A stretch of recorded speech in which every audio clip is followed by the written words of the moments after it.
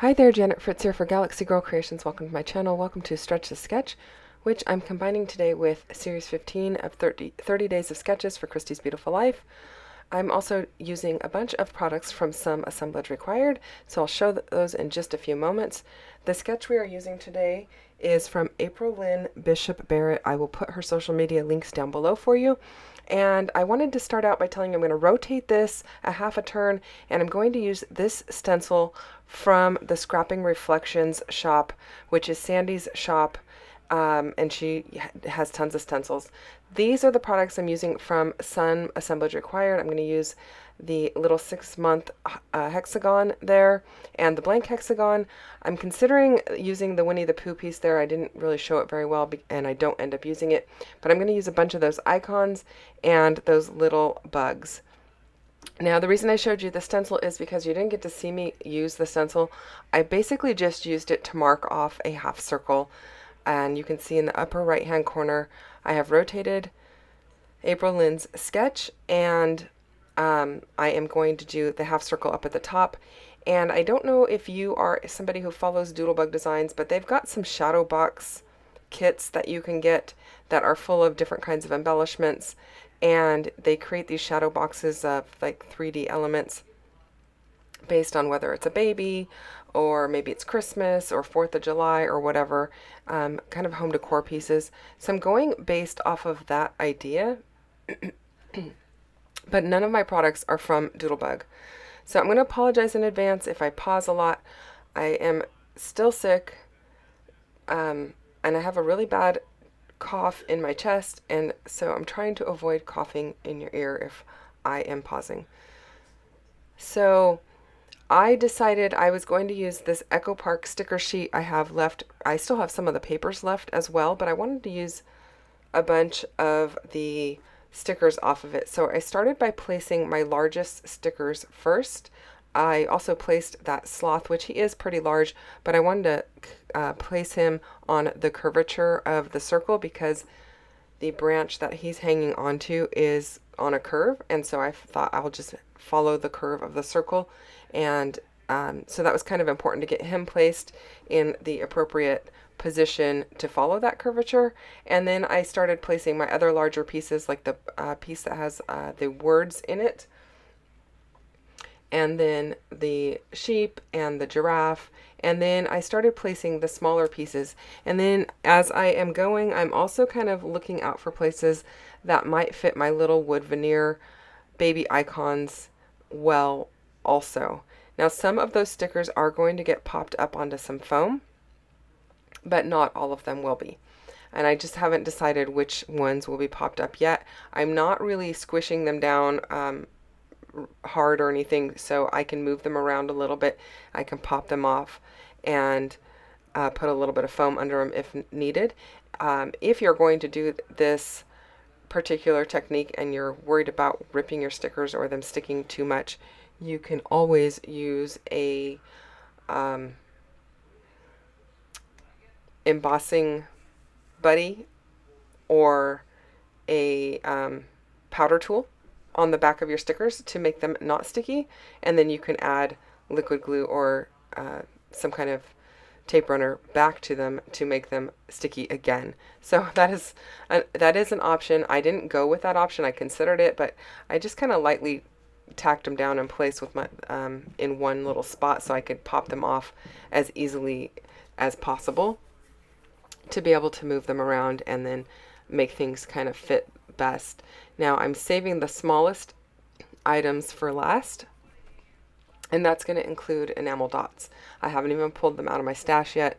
They aren't enamel dots that particularly belong with this collection or anything. You can see I've already used a lot of this collection. I've used it on prior layouts, but I thought I'm going to go ahead and just give it a go and see what happens. I've never done this kind of layout before, but I really like the way that it looks, and I really am happy with the way that this one ends up turning out.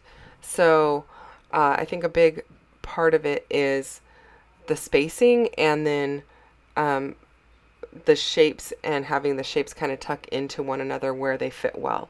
So that is something to consider if you're going to place your embellishments in basically one huge cluster at the top or side of your layout or center of your layout, or however you're going to do it.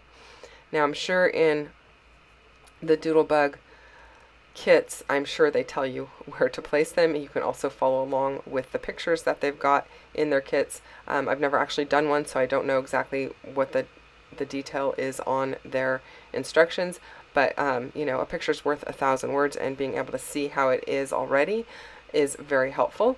I didn't really have that luxury because I wasn't using their product, although I will say I was tempted to run to my local scrapbooking store because they do carry the Doodlebug stuff, and they did have the baby boy one in stock, so I was tempted to do it, and then I thought, why am I going to go spend money on that when I have this sticker sheet that's partially used? It probably has enough on it, and I really only need half the circle. I don't need the whole circle that Doodlebug's going to give me.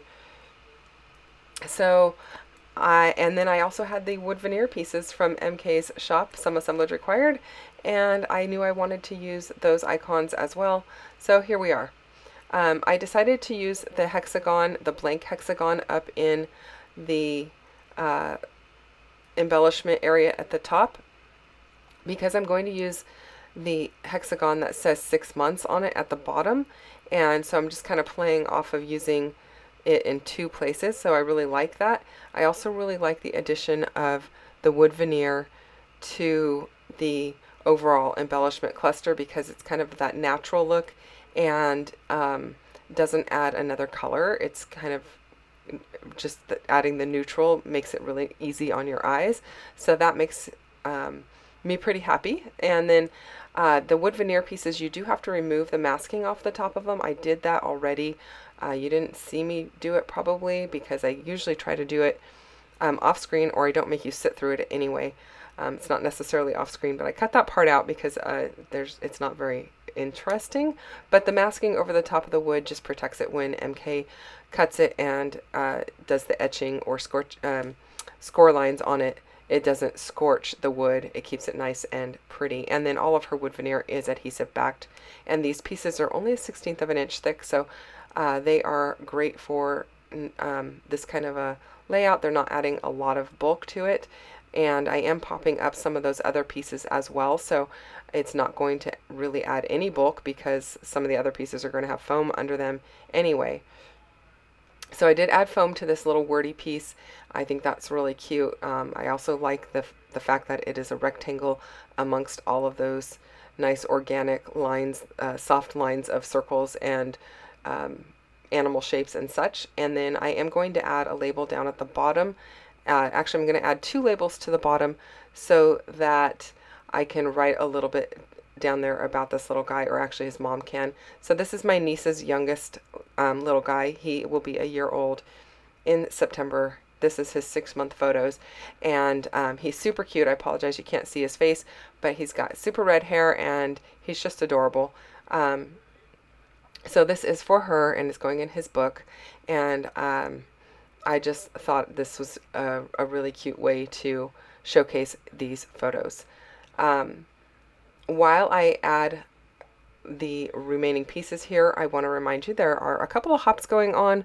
I've got Stretch the Sketch going on, which happens the 3rd Sunday of every month, and we take a sketch and we shrink it or stretch it into a different size. Normally our sketches are 12 by 12 sketches, but this one happens to be either 8.5 by 11 or 9 by 12.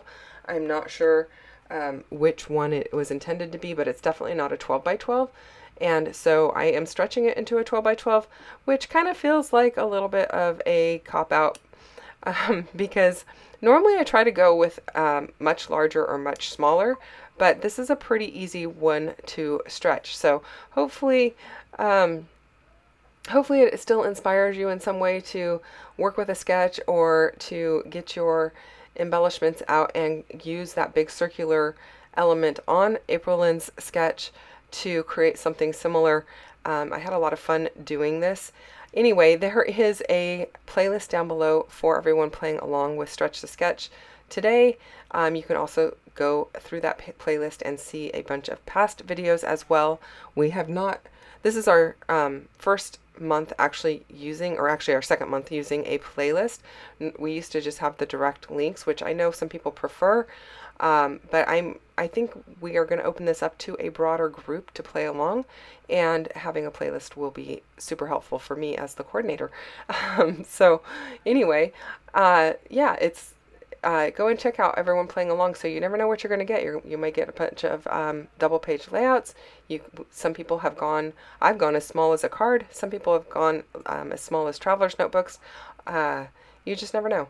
So check that out. And then there is a link to the Series 15 30 days of sketches for Christy's Beautiful Life. Today, most people or everyone would be playing along with this particular sketch. I try to coordinate with other series that when there is a sketch involved so that we use the same sketch, and that makes it easier on content creators so that they don't feel like they have to pick and choose or do multiple videos in one day. I apologize that my head keeps getting in the way. I'm really trying to see over the top of some of those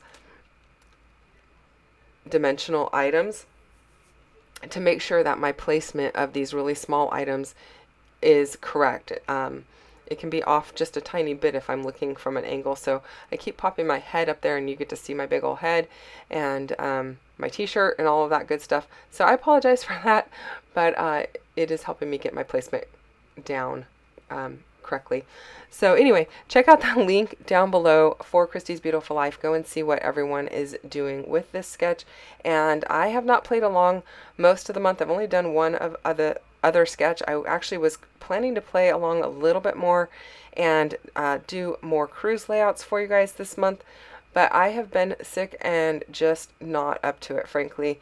I have not even done a ton of creating, just my my committed assignments, and I'm really struggling to get those voiced. So I am going to trim 1/8 of an inch off of each side of my layout, and I'm going to mat it on this Heidi Swap paper that has a navy blue border all the way around it. I think this is my last sheet of this paper. I bought, I don't know, 25 sheets of it or 20 sheets of it when I did, because I just like the navy blue, and that's all I've ever used it for, is that navy blue border. And I like the way that it looks, and there's so much navy blue, especially the jeans in his photo.